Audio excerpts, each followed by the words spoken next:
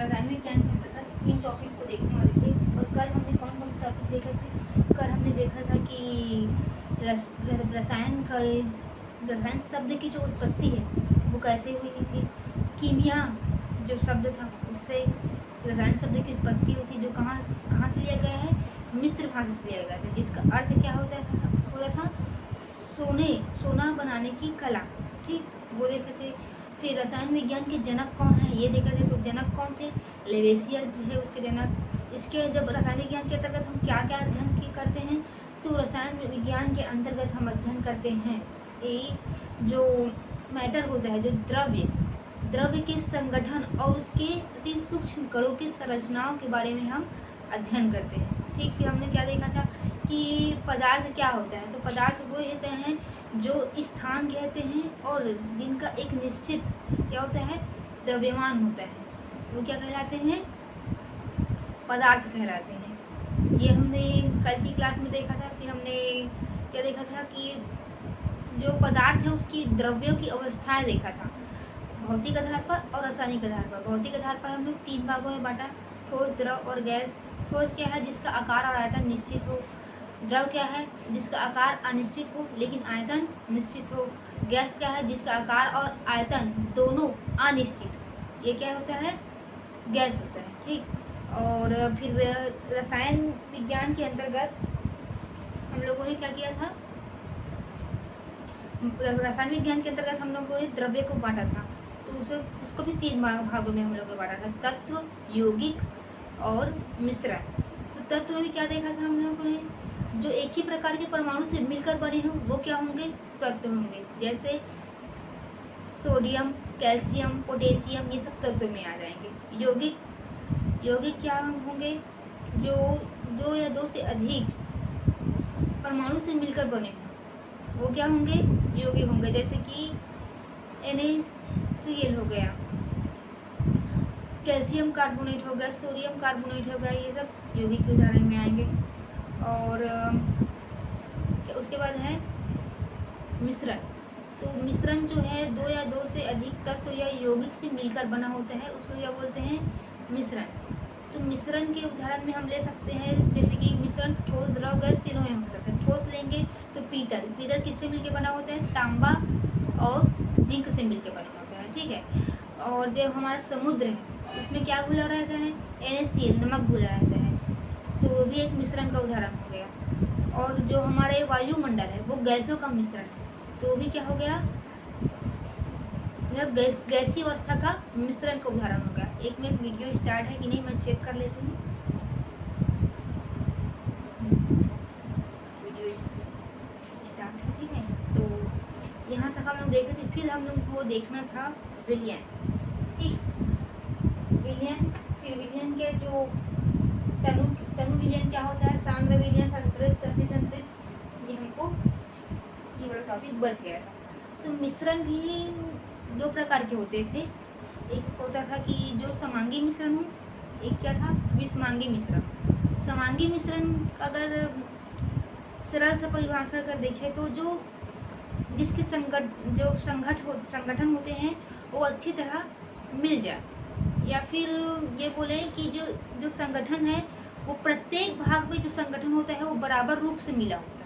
ठीक है, इसको हम किससे समझे थे कि मान लो हम एक शरबत बनाते हैं, तो अब शरबत को पीते हैं तो क्या मतलब पीने से क्या ऐसा थोड़ी होता है कि आधा गिलास तक बहुत मीठा लगा, फिर आधा गिलास मेरे इसमें मीठा ही नहीं लग रहा है, ऐसा नहीं होता ना। वो प्रत्येक भाग में उसका जो संगठन होता है, मतलब संगठन मतलब जो हम मान लो शक्कर मिला रहे हैं, शुगर मिला रहे हैं, तो पूरे विलायक में जो पूरे विलयन में अच्छे से घुला रहता है। तो हमको लास्ट मतलब स्टार्टिंग से लेकर लास्ट तक वो जितना मीठा लग रहा है उतना ही मीठा लास्ट में ही लगता है। ठीक है, तो ये क्या हो गया? समांगी मिश्रण का उदाहरण। विषमांगी मिश्रण क्या होते हैं? इसके जो संगठन होते हैं ना वो प्रत्येक भाग में अलग अलग होते हैं। इसका उदाहरण के रूप में हम ले लेते हैं रेत और नमक को मिला दिए, दाल की जो गंदगी होती है, दाल और कंकड़ अलग से दिख जाते हैं, ये होता है विषमांगी मिश्रण का उदाहरण। अब विलयन, जो विलयन होते हैं वो समांगी मिश्रण ही होते हैं। ठीक है, विलयन जो होते हैं वो एक प्रकार का समांगी मिश्रण ही होते हैं।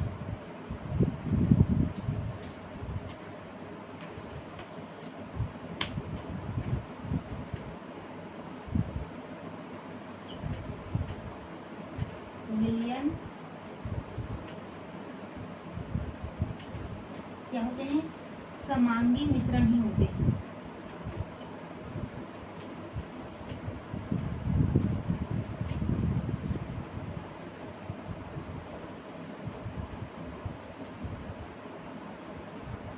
समांगी मिश्रण होते हैं। ये दो या दो से अधिक पदार्थों से मिलकर बना होता है। दो या दो से अधिक अवयव कह लो या पदार्थ कह लो, उससे मिलकर ये बना होता है। ठीक है,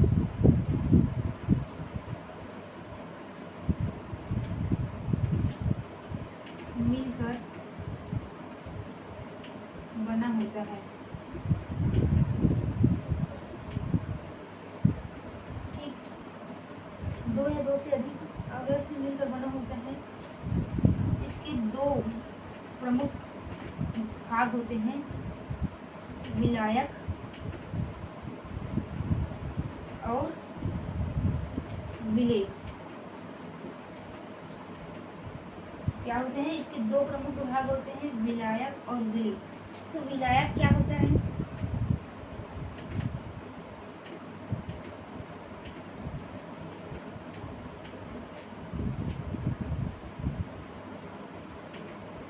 जिसमें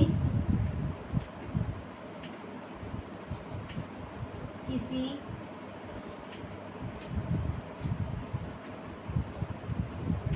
विलेय को घोला जाए।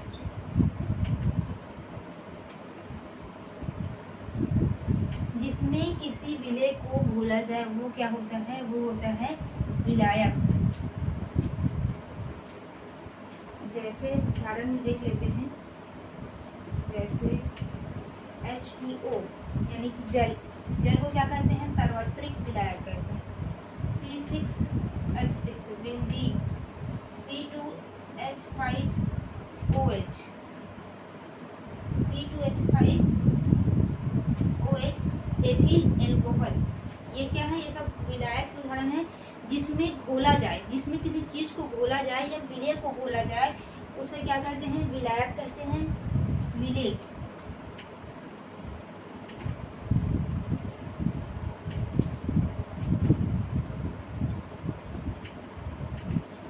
जिसे विलायक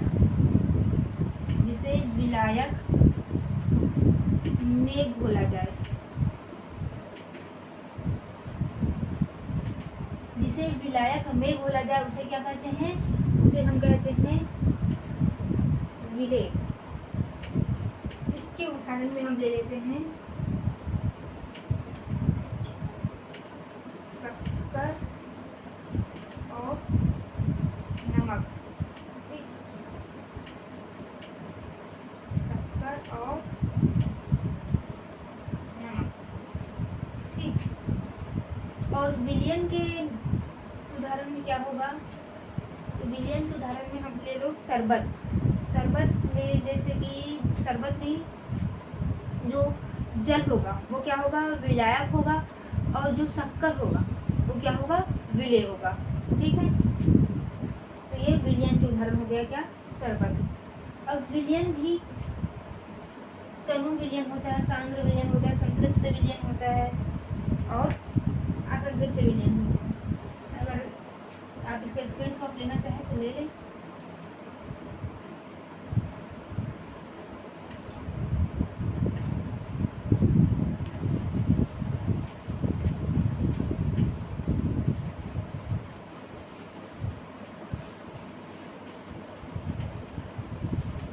और जो जल होता है उसको सार्वत्रिक विलायक कहते हैं ना। अब देखते हैं हम तनु विलयन। विलयन टॉपिक के अंतर्गत देख रहे हैं तनु विलयन।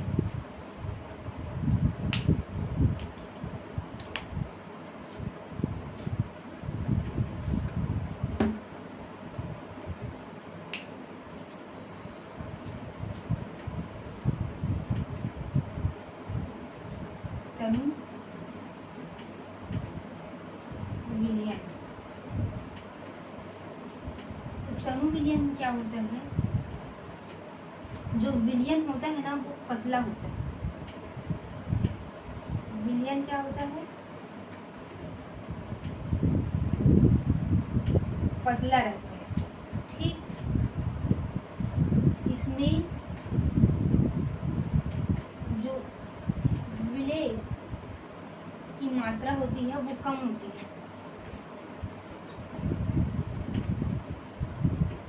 विलय की मात्रा कम होती है। ठीक, जो तनु विलयन है उसमें वो पतला हुआ और उसमें विलय की मात्रा कम होगी। ठीक, और जो सांद्र विलयन होगा,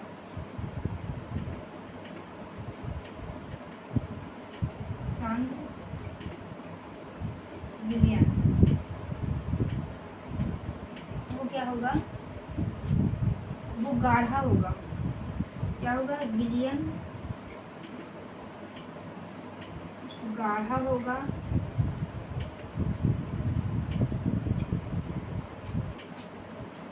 इसमें विलय की मात्रा अधिक होगी। इसमें जो विलय की मात्रा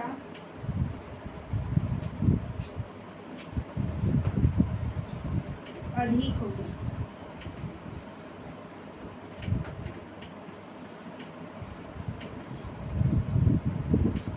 ये सांद्र विलयन हो गया। ठीक, अब हम देखते हैं संतृप्त विलयन।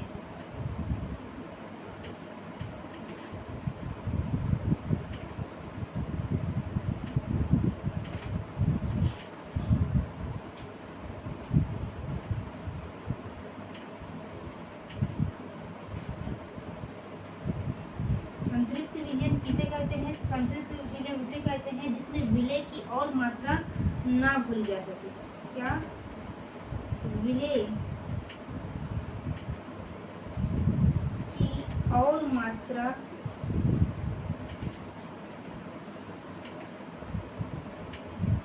ना भूली जा सके।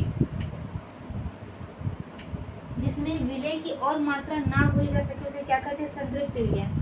संतृप्त मतलब पर्याप्त मात्रा में। जैसे कि हम भोजन करते हैं तो हम अपने जितना हमारा पेट भर जाता है उसके बाद हम संतृप्त हो जाते हैं, तो हम और नहीं खा पाते हैं। उसी प्रकार कोई विलयन संतृप्त हो जाता है तो उसमें और शक्कर घोलोगे तो वो नहीं घुलतेगा। क्या दिखेगा? ऐसे वो छोटा छोटा छोटा दाना दिखता ही रहता है। तो उसी को कहते हैं उसे ही कहते हैं संतृप्त विलयन। और जो असंतृप्त विलयन होता है उसमें विलय की और मात्रा घोली जा सकती है। ठीक है,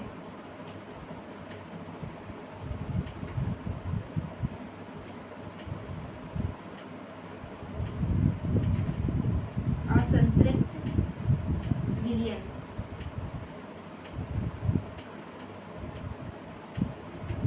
क्या होगा? विलय की और मात्रा घोली जा सकती है।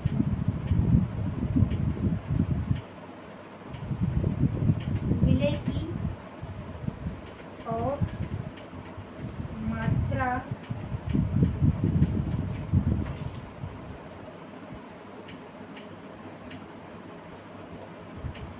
घोली जा सकती है।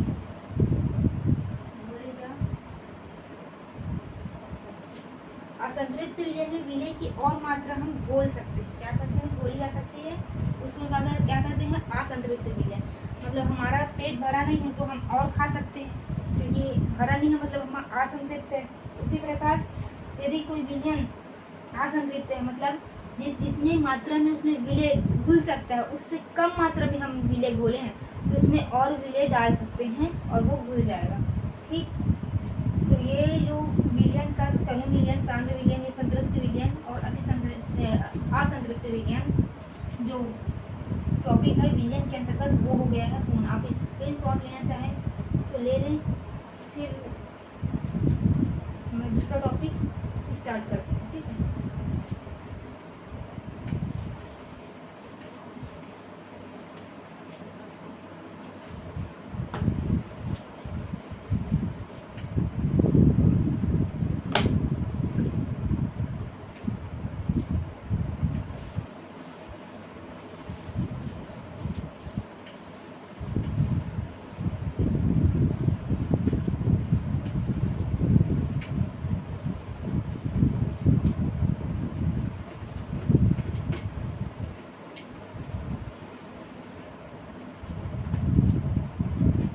देखेंगे निलंबन।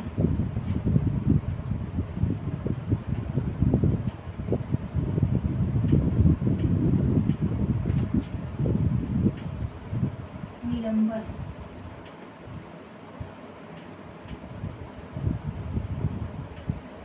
निलंबन क्या, ठीक है।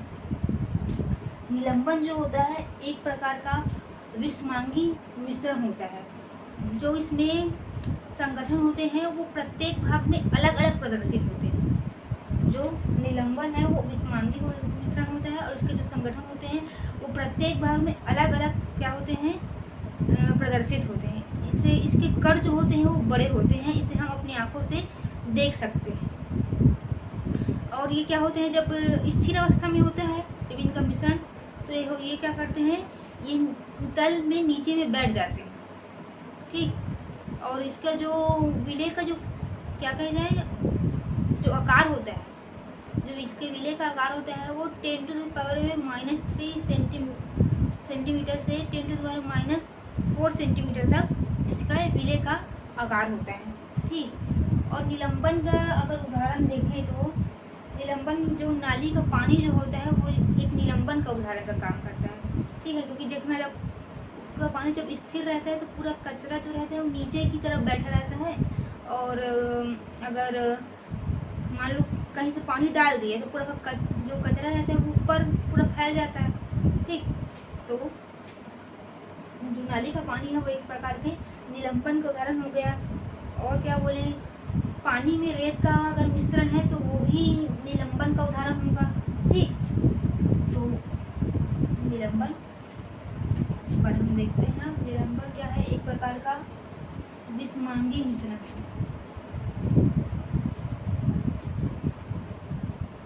एक प्रकार का विषमांगी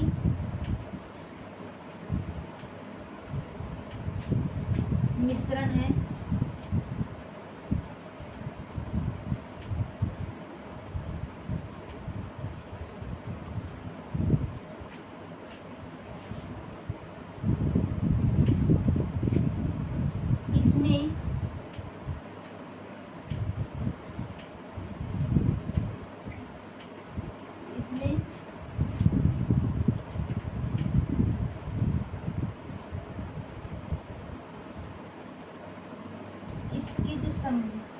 इसमें इसके जो संघट होते हैं,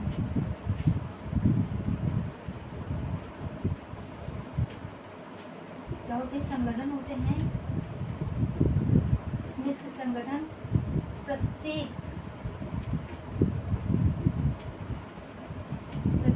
अलग अलग भाग में अलग अलग प्रगति होती है, अलग अलग भाग में अलग अलग प्रदर्शित होते हैं।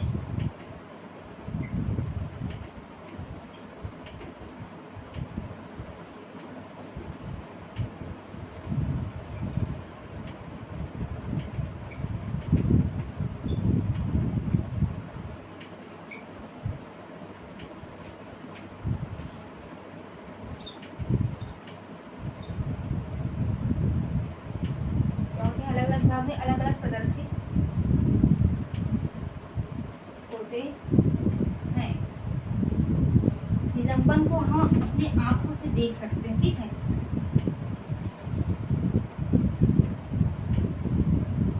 आंखों से देख सकते हैं।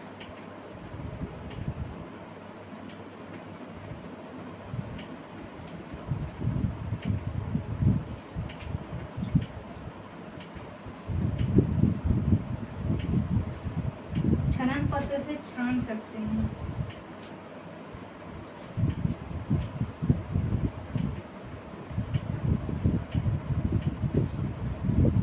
छान पात्र से छान सकते हैं।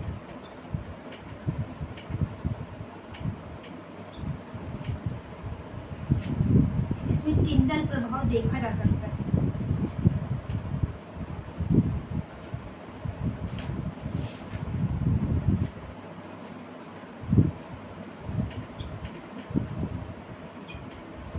टिंडल प्रभाव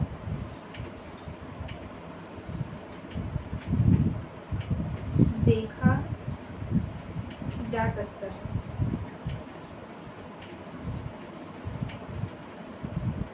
ठीक,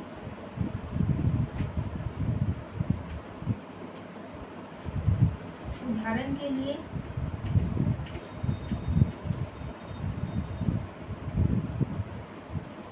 नाली का पानी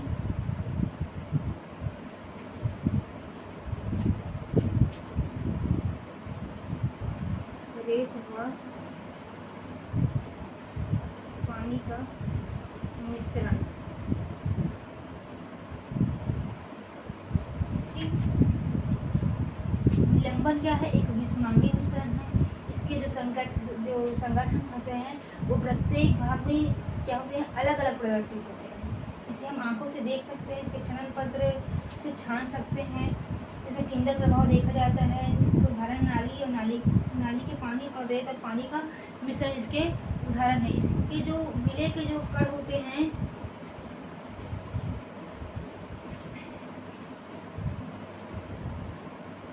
इसके जो विलय के जो कण होते हैं ना,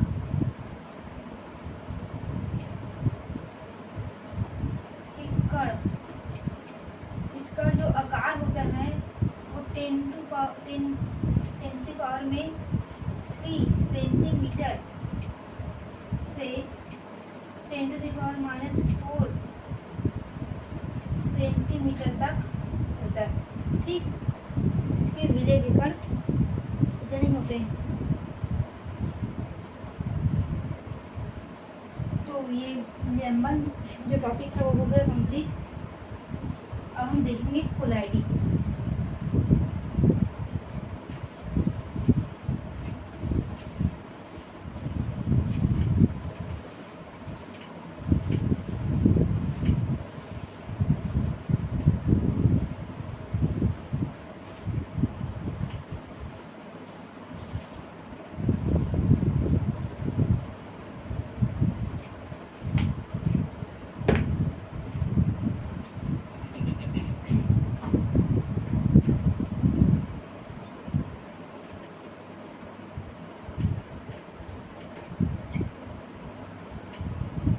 हम बात कर रहे हैं कोलाइडी के बारे में। ठीक,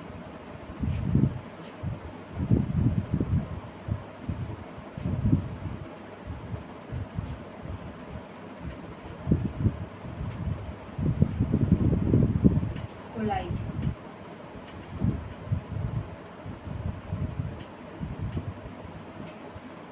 ये भी क्या होता है? एक प्रकार का विषमांगी मिश्रण ही होता है। एक बार मैं वीडियो चल रहा है कि नहीं चेक कर लेती हूँ। जो कोलाइडी है होता है वो भी एक प्रकार का क्या होता है? विषमांगी मिश्रण ही होता है। इसमें जो मतलब जो विलय होते हैं, इसका आकार विलायक की अपेक्षा बड़ा होता है। ठीक, इसे हम अपने खुले आंखों से इसे नहीं देख पाते हैं। इसको कोलाइडी को हम खुले आंखों से नहीं देख पाते। इसे छनन पत्र से हम छान नहीं सकते। इसमें टिंडल प्रभाव इसमें भी देखा जा सकता है, इसमें कोलाइडी में। और कोलाइडी के उदाहरण क्या क्या होते हैं? रक्त हो गया, दूध हो गया, पेंट हो गया, स्याही, ये सब कोलाइडी के उदाहरण में आते हैं। ठीक है, तो इसके जो क्या कहते हैं? विलायक के जो कण होते हैं वो होता है, उसका जो साइज होता है वो होता है 10 टू द पावर -9 से 10 टू द पावर -9 मीटर से 10 टू द पावर -7 मीटर तक इसके जो विलय के आकार होता है। विलय के जो कण का आकार होता है वो 10 टू द पावर -9 मीटर से 10 टू द पावर -7 मीटर तक होता है। ठीक, क्या होता है ये होता है विषमांगी मिश्रण। क्या होता है ये विषमांगी मिश्रण होता है।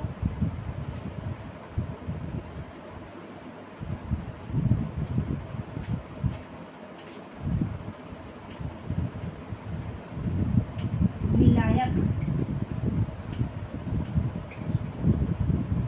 की अपेक्षा विलेय का आकार बड़ा होता है।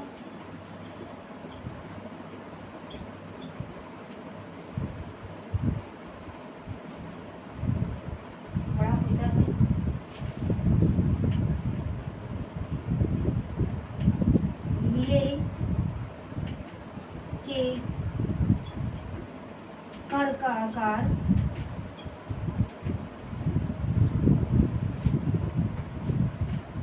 10⁻⁹ मीटर से 10⁻⁷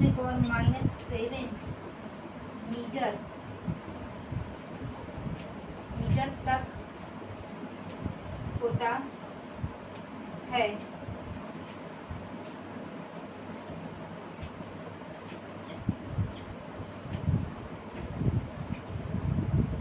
आंखों से नहीं देखा जा सकता है। आंखों से नहीं देखा जा सकता है। छनन पत्र से इसको छान नहीं सकते हैं।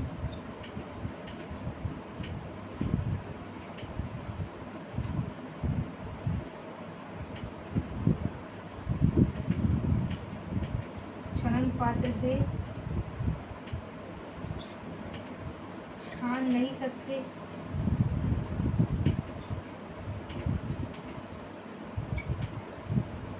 टिंडल प्रभाव देखा जा सकता है। टिंडल प्रभाव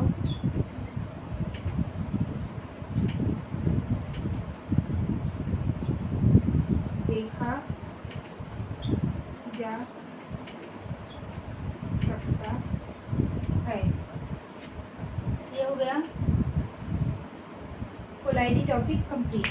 एक प्रकार का विषमांगी मिश्रण है। विलायक की अपेक्षा विलेय का जो क्या होता है आकार होता है वो बड़ा होता है। विलेय का जो आकार होता है वो 10⁻⁹ मीटर से 10⁻⁷ मीटर तक होता है। खुली आंखों से हम इसको देख नहीं सकते। छनन पत्र से छान नहीं सकते। इसमें टिंडल प्रभाव देखा जा सकता है। इसके उदाहरण में क्या क्या है? इसके उदाहरण में है दूध। दूध क्या है? एक प्रकार का कोलाइडी मिश्रण। रक्त, पेंट और स्याही, ये सब किसके उदाहरण हैं? ये सब उदाहरण है कोलाइडी मिश्रण के। तो कौन कौन से टॉपिक कंप्लीट हो गए? विलयन हो गया, निलंबन हो गया और क्या हो गया? ये कोलाइड हो गया। ये 3 टॉपिक हो गया कंप्लीट। ठीक,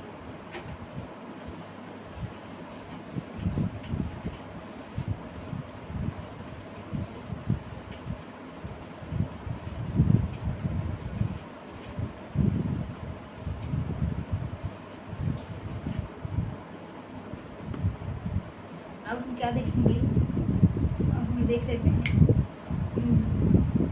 मिश्रणों के बारे में। हम देखते हैं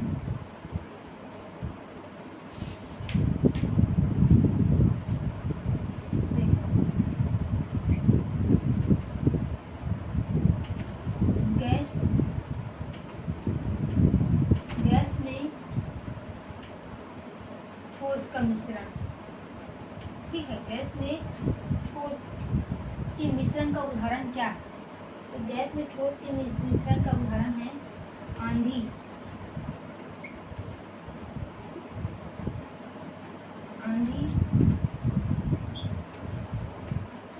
धुआं,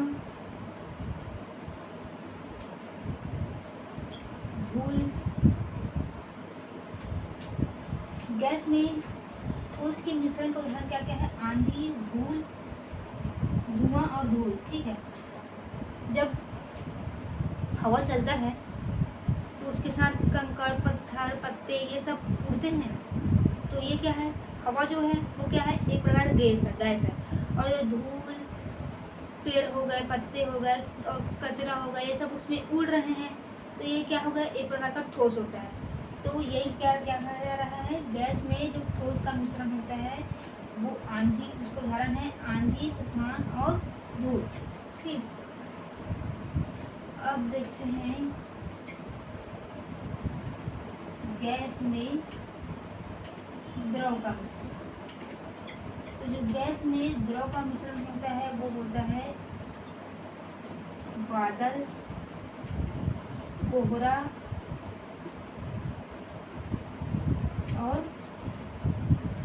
भाप। बादल, कोहरा और भाप, ये क्या है, गैस में द्रव का मिश्रण। जब गैस में द्रव मिलता है तभी बनता है क्या, बादल। ऊपर रहता है क्या, गैस, ठीक है। और जो वाष्पित होकर यहाँ से जो जल वाष्प के रूप में जाके वहाँ इकट्ठा होते जाता है, फिर वही बादल के रूप में पानी बढ़ जाता है। तो वही है, बादल क्या है, गैस में द्रव का मिश्रण होता है। कोहरा देखना, ठंड के दिन में जो जल वाष्प वायु में जाकर वो हो जाते हैं, क्या जम जाते हैं, वही कोहरा के रूप में आते हैं। भाप, जब पानी गर्म करते हैं तो जो भाप, जो जल वाष्प निकलता है, तो वही है। उस वाष्प में द्रव की मात्रा भी रहती है, गैस भी रहता है और द्रव भी रहता है। अगर कुछ चीज़ कोई उड़ रहा है तो वो मान लो कि वो गैस फॉर्म में आ गया है, ठीक है।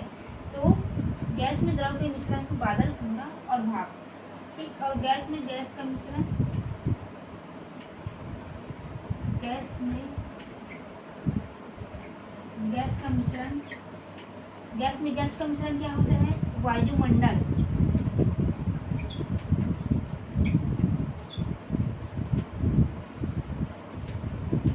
पूरी गैसों का मिश्रण होता है, कौन, वायुमंडल, ठीक। गैस हो गया। अब देखते हैं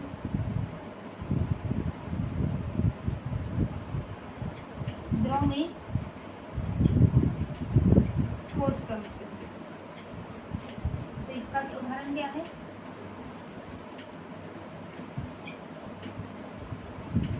द्रव में ठोस का मिश्रण। द्रव प्लस ठोस का मिश्रण क्या होता है, शरबत। पानी में हम शक्कर को जब मिलाते हैं तो क्या बनता है, शरबत। वही क्या है, द्रव में ठोस का मिश्रण, ठीक।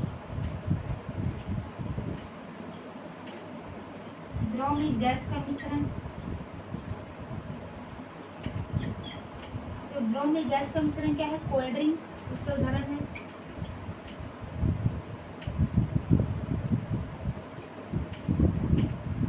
कोल्ड ड्रिंक, जब हम कोई भी कोल्ड ड्रिंक लाते हैं, कोका कोला, स्प्राइट, उसको ऐसे करके अगर गिरा देते हैं तो ऊपर फेंकता है, उसमें क्या मिला रहता है, कार्बन डाइऑक्साइड गैस मिला रहता है, जिसके कारण उसको हिलाने में उसमें प्रेशर होता है, प्रेशर बनता है, और वही प्रेशर रिलीज होकर ऊपर क्या होता है, मतलब जो उसमें लिक्विड भरा रहता है उसको ऊपर फेंक देता है।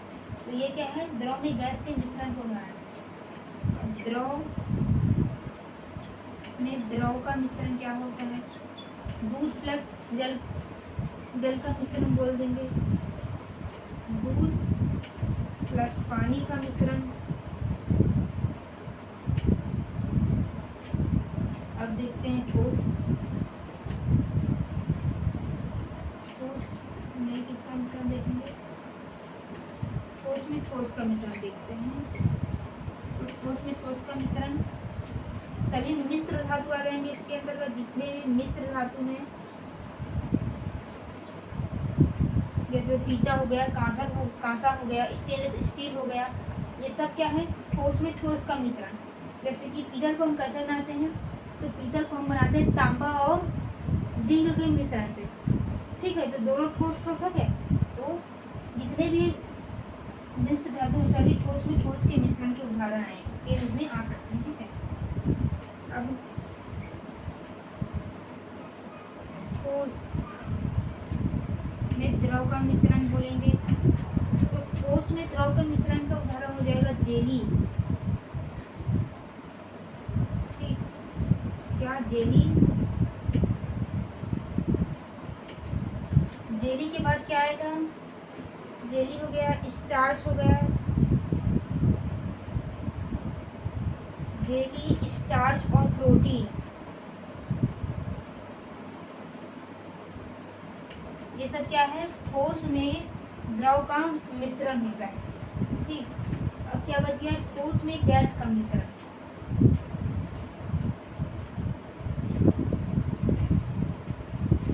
ठोस में गैस का मिश्रण, तो ये होता है क्या, कपूर। कपूर हो गया, स्पंज हो गया, कपूर, स्पंज, तकिया, ये सब किसके हैं, ठोस में गैस का मिश्रण। ठीक, तो आप लोगों को ये उदाहरण समझ में आ गया होगा, क्योंकि ये मतलब पेपर में क्वेश्चन पूछे जाएगा कि मतलब जो बादल है वो किसका मिश्रण है, कोहरा है वो किसका मिश्रण है। आपको 4 ऑप्शन दिए रहेंगे, तो अब आपको याद रहेगा, आपको पता रहेगा तो आप बता सकते हो कि जो बादल है वो गैस में द्रव का मिश्रण है, कोहरा जो है वो गैस में द्रव का मिश्रण है, भाप भी गैस में द्रव का मिश्रण है, वायुमंडल गैस में गैस का, शरबत, ये सब उदाहरण इसको दे के आपको ये पूछेगा तो आप इसको समझ लिए होंगे, अच्छे से याद कर लेना, एक दो बार देख लेना तो आपको अच्छे से याद हो जाएगा। ठीक है, तो देखते हैं अगले टॉपिक।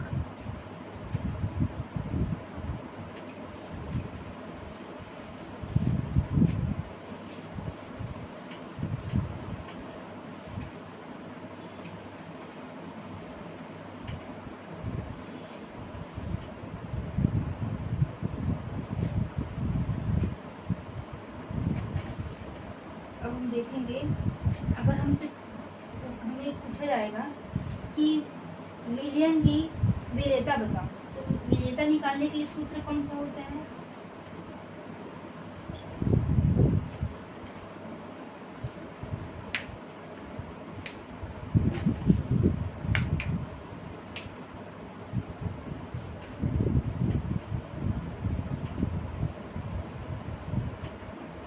विलेयता। ठीक, विलेयता निकालने के लिए जो सूत्र होता है वो होता है विलेय बटे विलायक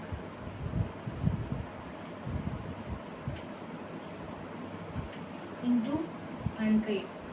इससे क्या निकलेगा, विलेयता निकलेगा। ठीक है, आज मैं फार्मूला लिखवा देती हूँ, कल हम लोग उसका न्यूमेरिकल सॉल्व करेंगे। ठीक है, विलेयता विलेय बटे विलायक इंटू 100।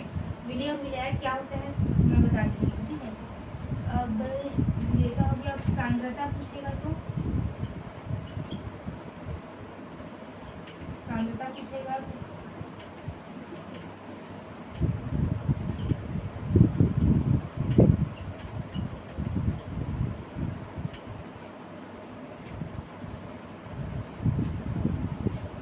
सांद्रता में आ जाएगा विलेय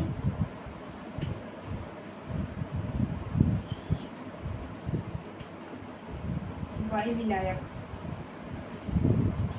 विलेय बटे विलायक, ये क्या होगा, सांद्रता का सूत्र होगा। अगर हमसे बोलेगा कि मोल निकालना है,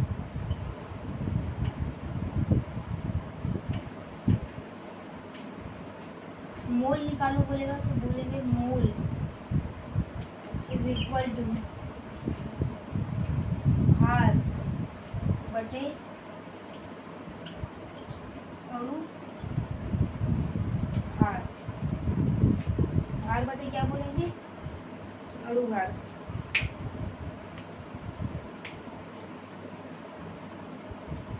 मूल, अब बोलेगा कि मूलर्ता, मूलर्ता बोलेंगे तो यहाँ पर आएगा मूल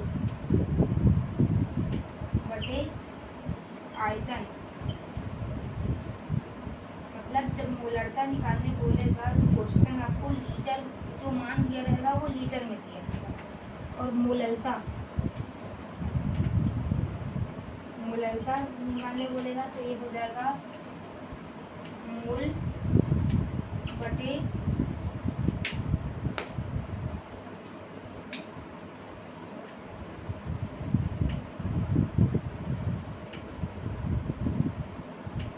क्या हो जाएगा किलोग्राम।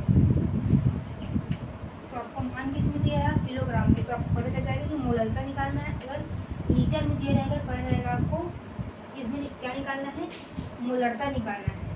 ठीक, अब नॉर्मलता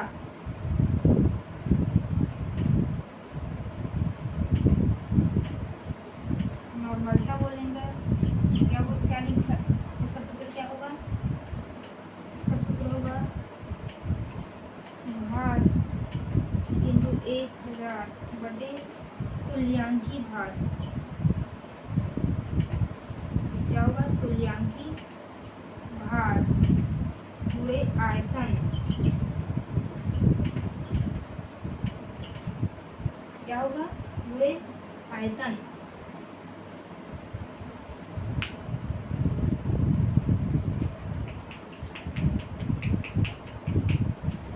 तुल्यांकी भार का सूत्र क्या होता है,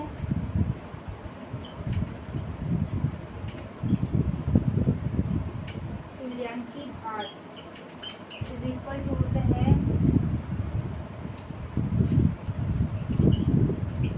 अनुभार बटे संयोजकता।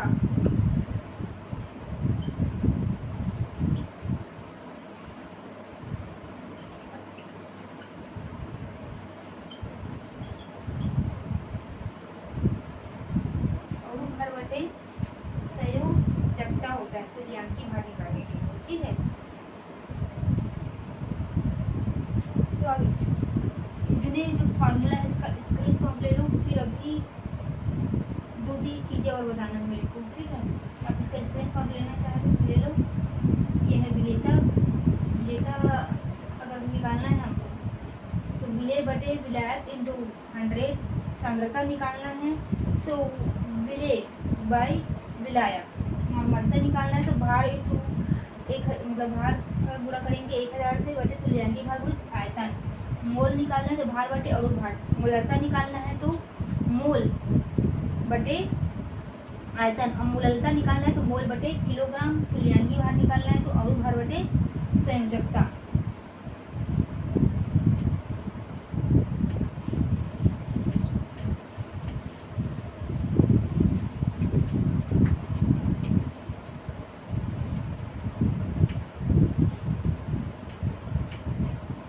नंबर ऑफ इलेक्ट्रॉन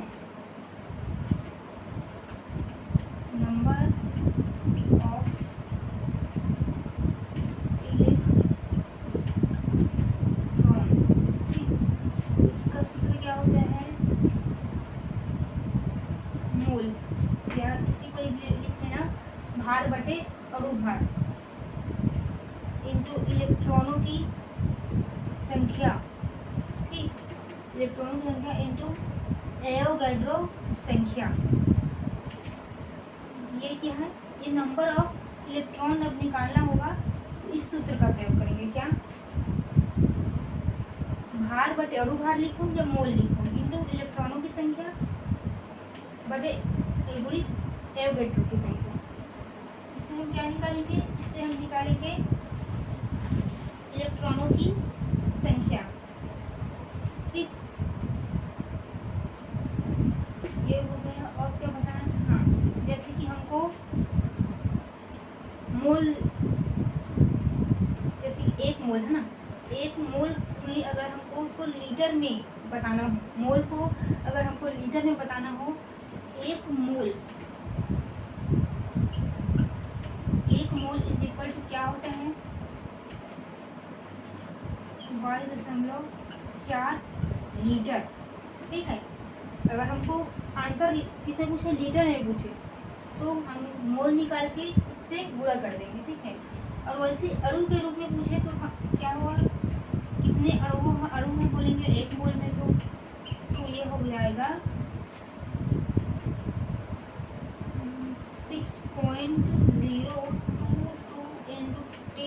पावर में 23। ये क्या है? ये है एवोगैड्रो संख्या। किसी को 1 मोल बराबर होता है इतना अणुओं की संख्या मान लो पूछता है कि 1 मोल में कितने अणु हैं, तो मोल का जो ये 2 मोल में कितने अणु हैं, या फिर क्वेश्चन दिया रहेगा, कल क्वेश्चन जब बनाएंगे तो आपको समझ में आएगा। तो जितना भी मोल निकालेंगे उसके बाद इससे गुणा कर देंगे तो वो अणुओं की संख्या में बदल जाएगा। ठीक है, तो ये हो गया क्या, जो एक कुछ इम्पोर्टेंट फार्मूलाज थे वो भी आप लोगों ने नोट कर लिया होगा। तो आज हम लोगों को क्या क्या टॉपिक देखा? विलयन देखा, निलंबन देखा, कोलाइडी देखा। कोलाइडी के बाद उसके बाद मिश्रण, द्रव में द्रव का, ठोस में ठोस का, उसके उदाहरण देख लिए, उसका ये फार्मूला देख लिए। ठीक है, तो कल हम लोग न्यूमेरिकल देखेंगे। आपको क्लास अच्छा लग रहा है, लाइक कीजिए, शेयर कीजिए, सब्सक्राइब कीजिए। और ये प्रयोगशाला परिचारक और जितने भी लैब असिस्टेंट, लैब के जितने भी लैब संबंधित पेपर होंगे उसके लिए ये बेनिफिशियल रहेगा। तो आप पढ़ते रहिए। ठीक है, धन्यवाद।